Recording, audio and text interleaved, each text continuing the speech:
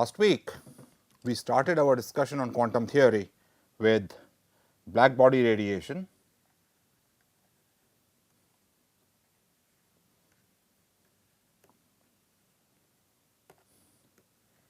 and introduced the idea of quantization.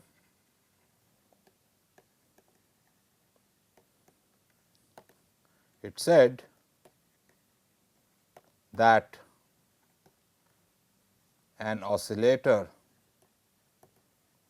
and I am not distinguishing between an oscillator giving out radiation or a mechanical oscillator. So, it said that an oscillator can take energies in quanta of 0, h nu, 2 h nu and so on. So, integer numbers of h nu. Then this idea was applied to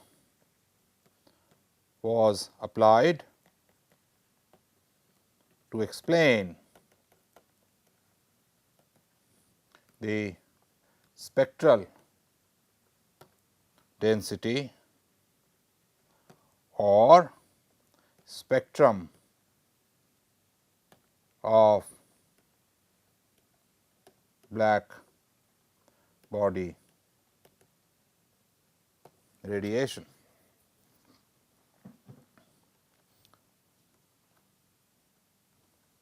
Also, this led to correct explanation of specific heat of insulators going to 0 as temperature goes to 0.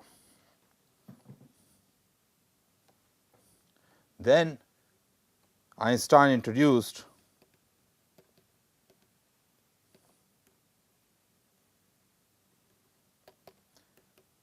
the idea of radiation itself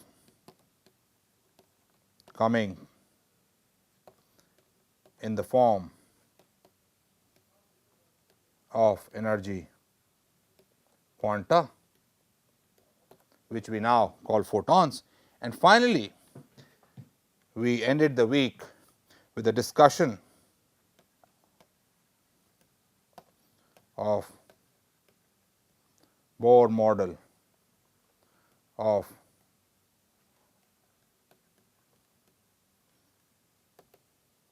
hydrogen atom, where by applying quantum conditions he obtained the correct explanation of hydrogen spectrum.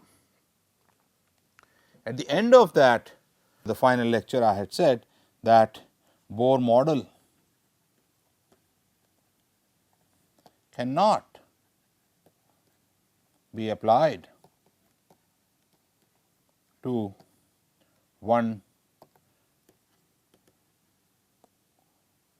dimensional systems, and also I had said that it did not give the intensities of various wavelengths light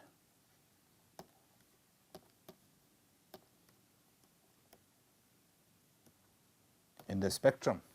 So, in that sense, although quantum ideas were applied, they gave the right answer, but certainly it was not complete, it was just the beginning.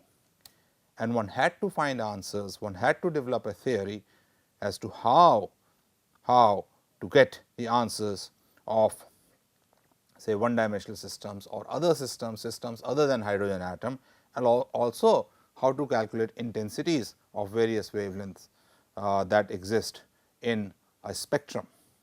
So, what we are going to focus today in this lecture on is the first part, and let me start again with a simple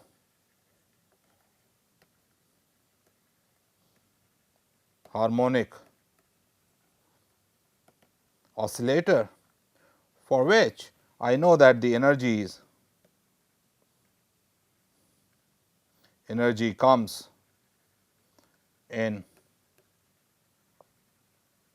quantum of h nu or h cross omega, where h cross is h upon 2 pi, and because that explained the black body spectrum and also explained the going to 0 of the specific heat of solids, how to get an answer for this, the correct answer, that is E equals n h nu or n h cross omega correctly, what kind of theory would give it? And that is where Wilson, Sommerfeld quantum conditions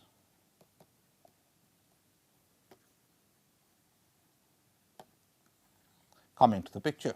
This condition is such that it correctly reproduces Bohr model, at the same time makes quantum mechanics applicable to other systems. So, for this, observe that the Planck's constant h has units of angular momentum, and I am actually going to introduce one more word, and that is it has units of a classical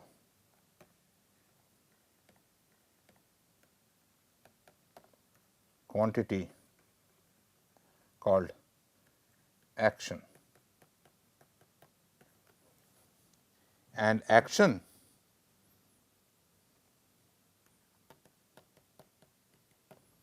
for periodic motion is defined as, I will explain what this circle means, P, let us call it P x dx. This is the action. So, what it means is, if a particle is performing periodic motion, then integrate over the entire period from 0 to t p its momentum. Suppose it is performing periodic motion in x direction. So, they take p x dx, which will also be the same as m v x dt, because this quantity dx is nothing but v x dt. P is the momentum. So, this is m v x, and this is integrated from 0 to t, and this is therefore 0 to t m v x square dt. This is a quantity called action, and what Sommerfeld quantization condition says is that Wilson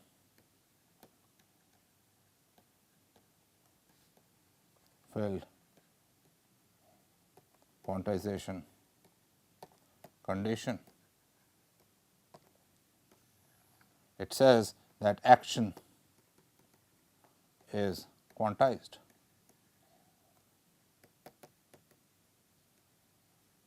That means, integral over a period of p x dx comes in units of h. They have the same units. So, n h, where n is an integer. Let us first see if it reproduces Bohr condition.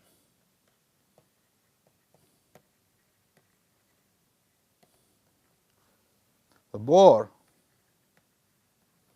had considered electron in a hydrogen atom moving in a circular orbit. So, if it is moving in a circular orbit of radius r, its velocity is in this direction, then m v times dx will give me. So, v is in the same direction as dx.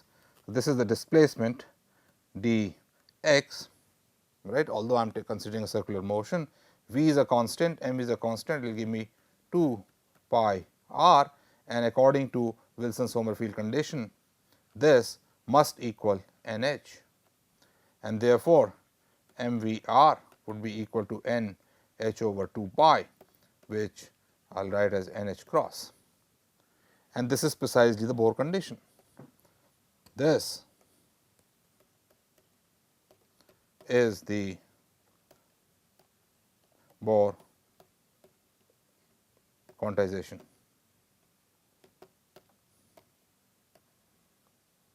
Condition.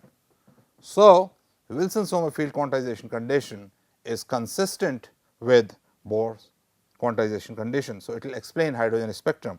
In addition, now I am going to show you that it will give me the energy levels of a harmonic oscillator also. So, let us do that. So, Wilson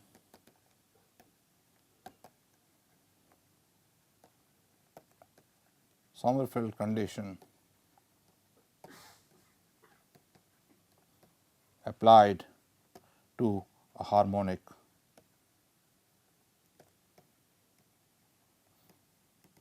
oscillator, for which recall that we already know the answer.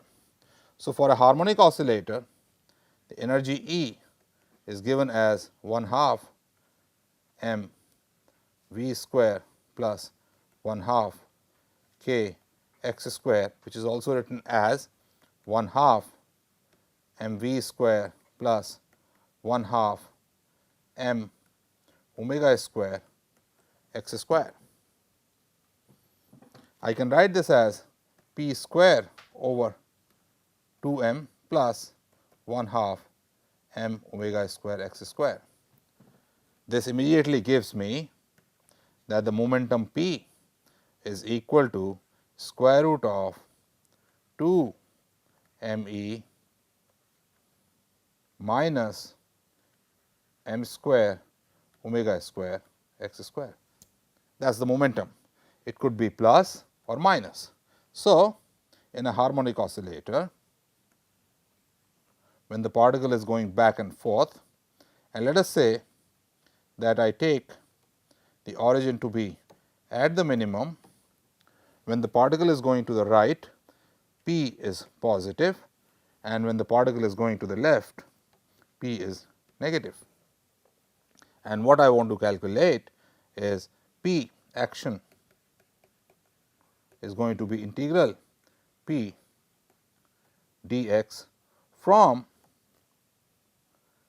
it starts from, let us say, the minus the amplitude to plus the amplitude, minus a to plus a, and then back, plus integral p dx a to minus a. That would be complete integral over one period. So, that will be the integral. Now, while going from right to left, p is negative and dx is also negative. While going from right to left, p is positive and dx is also positive. So, both these quantities will give me exactly the same answer. So, I can easily write this as 2 times x equals minus a to a p dx. That will be the action. So, let us evaluate this. So, when I evaluate this, I have P equals 2 m e minus m square omega square x square square root. So, P dx from minus a to a will be equal to square root of 2 m e minus m square omega square x square dx from minus a to a. So, now the amplitude a is such that 1 half k a square, which is 1 half m omega square a square, is equal to the total energy, and therefore, amplitude a is plus or minus square root of 2 e over m omega square. So, I have minus a to a p dx is equal to minus square root of 2 e over m omega square to plus 2 e over m omega square root of 2 m e minus m square omega square x square dx, and this is an easy integral to calculate. So, I am calculating integral minus a to a p dx, which is equal to integral minus square root of 2 e over m omega square to square root of 2 e over m omega square root of 2 m e minus m square omega square x square dx, which I can write as integral minus square root of 2 e over m omega square to square root of 2 e over m omega square. I will take out m square omega square. So, that comes out as m omega, and I am left with the square root of 2 e over m square omega square minus x square dx. Maximum and minimum values of x are 2 e by m omega square. There is no 2 here. So, I will take this out. Okay, this is m omega square. To calculate this integral, I will take x equals 2 e over m omega square root sin theta. So, that dx is equal to the square root of 2 e over m omega square cosine of theta d theta, and the limits are theta equals minus pi by 2 to theta equals pi by 2. At those thetas, the corresponding value of a or x becomes 2 e by m omega square minus or plus, and therefore, this integral becomes minus pi by 2 to pi by 2 m omega times the square root of 2 e over m omega square cosine of theta times the square root of 2 e over m omega square cosine of theta d theta. That is the integral, which I can write as minus pi by 2 to pi by 2. I had m omega 2 e over m omega square cosine square theta d theta. So, this is this integral minus a to a p dx, which is equal to 2 e over omega integral minus pi by 2 to pi by 2 1 plus cos 2 theta divided by 2 d theta, and that gives me an answer 2 e by omega times 1 by 2 times pi, and cosine 2 theta integrated over minus pi by 2 to pi by 2 is 0. So, this is e pi over omega. So, action now which is 2 times minus a to a p dx becomes equal to 2 e pi by omega, and it should be equal to n h by Wilson Sommerfeld condition, and that gives immediately gives E equals n h over 2 pi times omega, which is n h cross omega, which is same as n h nu. So, with this condition I also get the answer for the harmonic oscillator and the correct answer. So, this seems to be the right condition for applying quantum mechanics. Let us now apply it to another system. So, apply, and I am not going to write Wilson Sommerfeld again and again. So, I will just say quantum condition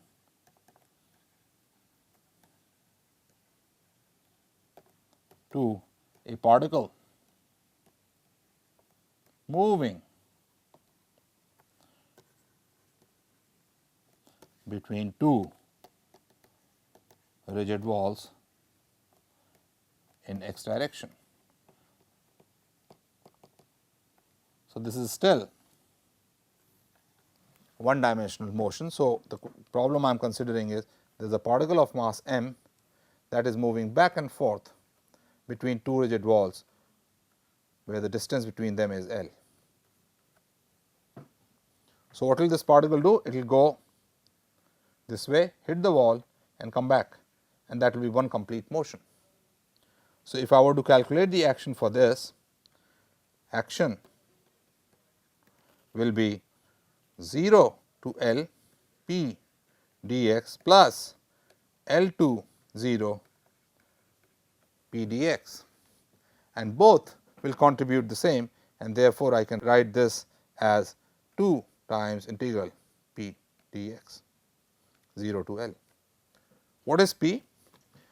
Now, since this is particle moving freely, so V is 0, the potential energy is 0, potential energy of the particle is 0, and therefore, p is nothing but square root of 2 m e. So, what we have is action is going to be 2 square root of 2 m e times L, and that by the quantum condition should be equal to n h. And what does this lead to? This leads to 2 square root of 2 m e times L is equal to n h, and therefore, E equals n square h square over 8 m L square. This is E n. So, what this tells you is that if I have this particle in a box confined between of size L, the energy is equal to either h square over 8 m L square or 4 h square over 8 m L square or 9 h square over 8 m L square, and so on. So, the energy levels would be here, this is let us say h square over 8 m L square, then it increases, becomes 4 times h square over 8 m L square, and then it increases even more, this becomes 9 times, and next would be 16 times, and so on, and these are the energy levels. When an electron makes a jump from one level to the other, it gives out radiation by Bohr's rule. And so, h nu, the frequency of light coming out, would be given by E n minus E m when electron makes a jump from the nth level to mth level, and that will be the corresponding color can be calculated. So, this sort of concludes the introduction to Wilson Sommerfeld quantization condition, which has been applied to one dimension. Now, in the next two lectures, I will generalize it to 2 dimensions and 3 dimensions, and 3 dimensions very important when I consider it for a central potential like Coulomb potential, because it gives you the answer for atomic levels, and it introduces an idea called quantum numbers, right. So, we will do that in the coming lectures. you.